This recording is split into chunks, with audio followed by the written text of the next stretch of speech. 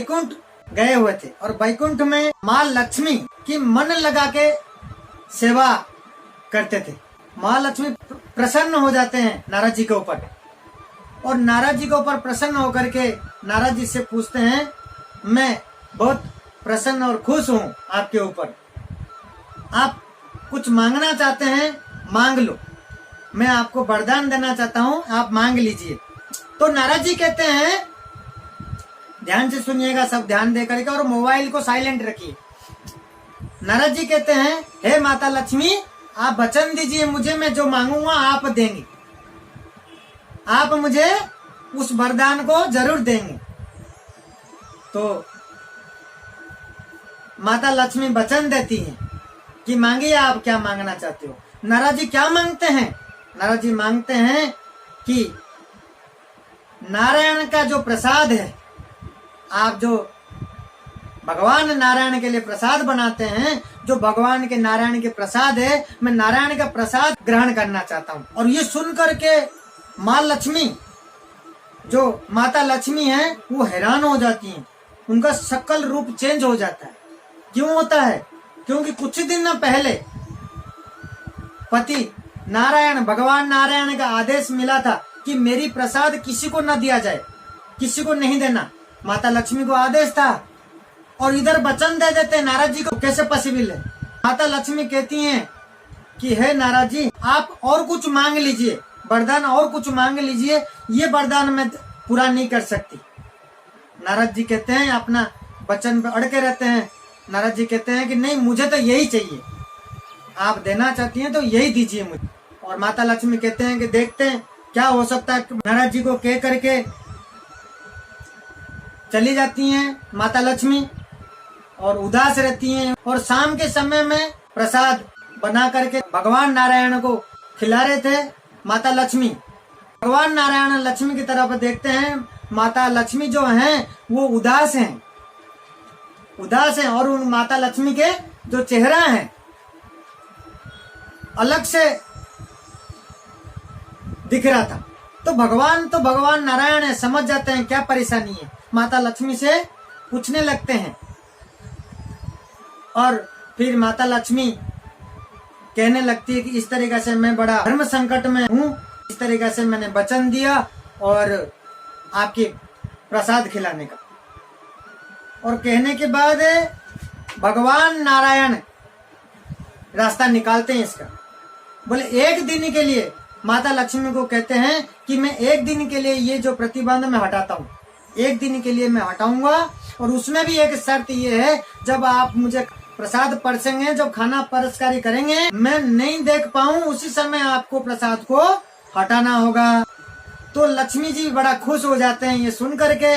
और फिर उसके बाद जब प्रसाद परसकारी करते हैं भगवान के पास, भगवान नारायण के पास, बड़ी चतुराई से माता लक्ष्मी क्या करती हैं, जब भगवान इधर उधर नजर करते हैं, बड़ी चतुराई से प्रसाद को हटा लेते हैं, देख नहीं पाते हैं भगवान नारायण। प्रसाद को हटाने के बाद अपना वचन पूरा करती हैं नारद जी को खिला करके उस प्रसाद को। और जब माता लक्ष्मी नारद जी को प्रसाद खिलाते हैं भगवान के, और जैसे जैसे नारद जी प्रसाद ग्रहण करने लगते हैं, और प्रसाद ग्रहण करने के बाद इतना आनंद होता है उनका, जैसे जैसे प्रसाद अंदर जाता है और ऐसा आनंद हो उठते हैं, ऐसा गदगद हो जाते हैं खुशी के मारे। गदगद हो करके वो क्या करते हैं, नाचने लगते हैं।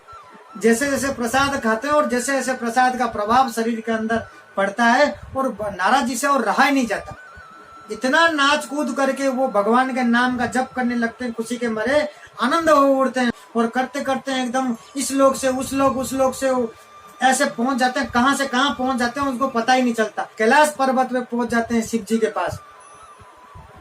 वो नाचते भजन गाते एकदम खुशी के मारे, उनको पता ही नहीं चलता शिव जी सामने बैठे हुए हैं, शंकर भगवान सामने हैं, उनको भी देखते ही नहीं है, एकदम नाच गाने में व्यस्त हैं।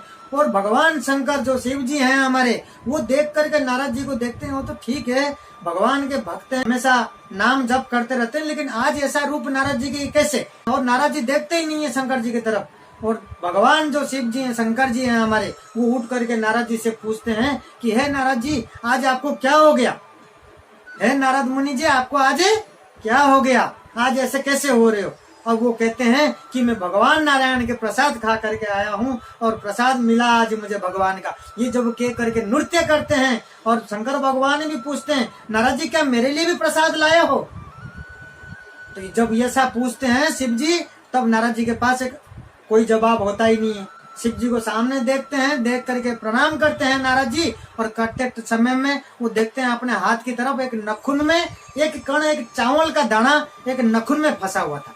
एक चावल का दाना फंसा हुआ था। उसको देखते हुए नारद जी कहते हैं लाया हूँ आपके लिए भी प्रसाद लाया हूँ, है आपके लिए भी प्रसाद है, बड़ा भाग्य है आपका, आपके लिए भी प्रसाद है। वो क्या करते हैं, वो जो नखुन में जो चावल फंसा हुआ था और उस अंगुली को क्या करते हैं शिव जी का मुख में लगा देते हैं, और शिव जी का मुख में जैसे लगता है उनका अंगुली लगाते हैं, और वो जो चावल का टुकड़ा लगा था और जैसे उनके मुख में गया और जाते ही और क्या हुआ, शंकर भगवान भी एकदम भाव में विभोर हो गए, एकदम वो भी नाचने लग गए। और ऐसा नाचने लगे शंकर भगवान भी, एकदम ऐसा नाम जपने लगे, एकदम विभोर हो गए। और करते करते शंकर भगवान तांडव करने लगे। और शंकर भगवान शिव जी जो है हमारे, जब तांडव करते हैं जब विनाश का समय होता है, और ऐसा तांडव करे एकदम पूरा, एकदम जो ब्रह्मा लोग हैं सब हिलने लग गए। सारे जो ठाकुर जी, सारे भगवान हैं, सारे जो देवताएं हैं, सब विचार करने लगे, बोले ये क्या हो गया शंकर भगवान, अभी तो कोई विनाश काल आया ही नहीं, विनाश के समय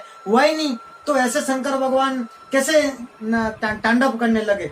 तो फिर क्या करते हैं, सारे भगवान मिल करके, सारे देवताओं ने मिल करके, ब्रह्मा जी मिल करके विष्णु भगवान के पास गए, और विष्णु भगवान के पास जाकर के सबने बताए, और विष्णु भगवान को लेकर के माता पार्वती के पास गए। बोले माता पार्वती के कहने पर शंकर भगवान शांत हो सकते हैं, हमारे किसी का कहना वो नहीं सुनेगा। माता पार्वती के पास जाके निवेदन करते हैं, सारे देवताओं मिल करके करते हैं कि इस तरीके से शंकर भगवान को, शिव जी को शांत कराइए, नहीं तो ये जो संसार है वो खत्म हो जाएगा। तो माता पार्वती आकर के कहते हैं हे प्रभु कि आपको ये क्या हो गया, जैसे पूछने लगते हैं, और शंकर भगवान भी कह देते हैं कि मैं नारायण का प्रसाद मिला मुझे, और खुशी के मारे मेरे से ठिकाना रहा ही नहीं जा रहा। अब वो नारायण के प्रसाद के नाम सुन करके माता पार्वती भी पूछने लगती हैं कि मेरे लिए भी प्रसाद रखा आपने। अब जब ये प्रसाद उनके पास जब पूछते हैं माता पार्वती और शंकर भगवान, शिव जी के पास कोई जवाब है ही नहीं, कोई जवाब नहीं दे रहे। अब ये जवाब नहीं दे करके माता पार्वती समझ जाते हैं कोई मेरे लिए प्रसाद ही नहीं है, मुझे भगवान की नारायण प्रसाद से मुझे वंचित रखा गया। तो ये सुन करके कह करके वो भयंकर नाराज होकर के एकदम आग का बबूला हो जाते, चारों तरफ में आग लग जाती है। अब जैसे आग लगा चारों तरफ से, ब्रह्मा लोक में एकदम हाहाकार मचने लगा, एकदम कि देवी को कौन शांत करेगा। तो फिर क्या करते हैं, सारे देवताओं ने विष्णु भगवान को लेकर के आते हैं। विष्णु भगवान के पास पहुंच करके जब विष्णु भगवान को लेकर के आते हैं, विष्णु भगवान आकर के माता पार्वती के, देवी के सामने पहुंचते हैं। पहुंचने के बाद माता पार्वती जो देवी हैं वो प्रणाम करती हैं भगवान विष्णु भगवान कहते हैं कि आप शांत हो जाइए, माता देवी शांत होइए, आपको प्रसाद पूरा मिलेगा, भरपूर प्रसाद मिलेगा। तो माता जो पार्वती हैं वो उस समय क्या कहती हैं, प्रसाद सिर्फ मेरे को देने से नहीं होगा, सारे मेरे जो संसार में जो मेरे बच्चे हैं सबको मिलना चाहिए आपकी प्रसाद। सिर्फ मैं प्रसाद खा लूं और मेरे बच्चों को नहीं मिले प्रसाद, इस संसार में जितना भी मेरे बच्चे हैं सबको मिलना चाहिए आपकी प्रसाद। आप कुछ ऐसा करें संसार में जितना भी जीव है सबको आपके प्रसाद मिले। तो फिर भगवान तथास्तु कहते हैं कि मैं पुरी के अंदर जगन्नाथ भगवान के रूप में मैं दर्शन दूंगा, बहुत जल्दी पुरी के अंदर भगवान जगन्नाथ के नाम से मैं दर्शन दूंगा। और वहाँ पर क्या है, मेरे जो महाप्रसादी का सेवन वहाँ पे होगा, सबसे बड़ा रसोई होगा, नीच जात हो चाहे ऊंचे जात हो, मेरे प्रसाद सभी खा सकते हैं उसी जगह पे। और सबसे पहले वो जो प्रसाद होगा आपको भोग लगाया जाएगा, आपको अर्पित किया जाएगा, उसके बाद वो महाप्रसाद बनेगा। तो वो मेरी प्रांगण में आपका मंदिर होगा और वहां पे आपको भोग लगाया जाएगा, उसके बाद महाप्रसाद बनेगा। तो इसी तरीका से भगवान माता पार्वती को कहते हैं। तो इसी तरीका से हमारी महाप्रसाद का नाम बना आज भी जगन्नाथपुरी के अंदर। और वहाँ पे जो माता पार्वती हैं, वहाँ पे जो मंदिर है वो बिमला देवी के नाम से स्थापना है, बिमला देवी के नाम से है। और आज भी जो भगवान के लिए प्रसाद बनता है, सबसे पहले बिमला देवी के प्रसाद भोग लगता है, उसके बाद वो महाप्रसादम बन जाता है। वो महाप्रसादम सबको मिलता है, वहाँ कोई भी जाकर के प्रसादम खा सकता है, कोई भी नीची जात भी जा करके खा सकता है। वो महाप्रसाद है। महाप्रसाद जो है कोई झूठा नहीं होता है, वो कुछ भी आप उठा करके वहाँ खा सकते हो। कहा गया इस प्रकार कोई भी जानवर खाए, कोई भी जीव जंतु खा करके कोई भी झूठा भी पड़ा हो, वो भी प्रसाद कहलाएगा, वो झूठा नहीं कहलाएगा। उसको भी आप उठा करके उसको खा सकते हो। और उस प्रसाद को पाने में सारे हमारे पाप से मुक्ति मिलता है। हमें पाप सारे हमारे नष्ट हो जाता है वो प्रसाद हम खाने से। कोई भी पूरी गया हुआ हो, आपने सब देखा होंगे, जो गए होंगे, वो प्रसाद का कितना प्रसाद का वो महिमा है। इसी प्रकार जो महाप्रसाद है प्रकट हुआ है ठाकुर जी का हमारे। इसी प्रकार जगन्नाथ महाप्रभु के जो है, जगन्नाथ भगवान के जो है प्रसाद का इस विश्व में फेमस है, विश्व प्रसिद्ध है वो प्रसाद। हम मिट्टी का हांडी और मिट्टी का जो कढ़ाई है, मिट्टी का जो बर्तन में वो प्रसादम बनता है, ऐसा प्रसादम कहीं नहीं मिलेगा। उस प्रसादम का खाने में एक उसका एक रस और एक आनंदमय होता है। एक खाने के बाद एक उत्साह ऐसी होती है, एक इतना आनंद आता है वो प्रसाद, क्योंकि ठाकुर जी का महाप्रसाद है।